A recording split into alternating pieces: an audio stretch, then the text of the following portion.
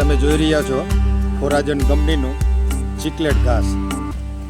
અત્યારે સરદારની અંદર હરેશભાઈ વિરાણીએ આ ચીકલેટ વાવેતર કરેલું છે. હરેશભાઈ, આ તમે વાવેતર કર્યું એમાં કેટલામો વાટ છે? આ ત્રીજો વાટ છે. બરોબર છે.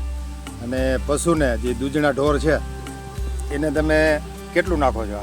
એને 3-4 કિલો જેવું નાખી યાદું. બરોબર છે. તો અત્યારે જે આ ચીકલેટ વેરાયટી છે એ તમારે 30 દિવસે વાટ આવી જાય ને? હા, 30 જોઈ શકો, 30 દિવસે વાટ આવી જાય.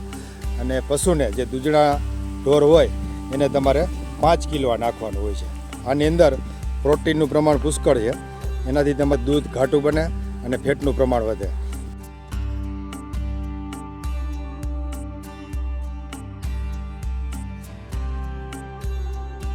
હરેશભાઈ અત્યારે આ ઇન્ફિનિટી જુવાર પણ વાવેલી છે, એ પણ તમે જોઈ શકો છો.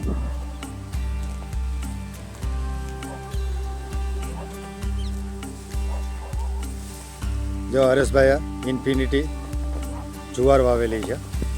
હરેશભાઈ, આ તમારે કેટલી વાવેતર કરેલું છે ઇન્ફિનિટીનું? 2 કિલો.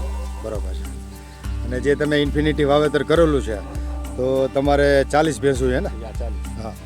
તો એને ખાવા માટે તમારો શું અનુભવ કહે છે? ખાવા માટે તો સારું જ છે, ઓગાટ અમુકો નો કાઢે, બધું ખાઈ જાય છે. બરાબર. વાટમાં સારું. અને પાછો બીજો વાટ કેટલા દિવસે આવે? બીજો વાટ આવે 35-40. આમ કરો જી લારું કે એવું તમને કઈ લાગે કોઈ છે? વસ્તુ નહીં. બરાબર છે. કોઈ વસ્તુ નહીં.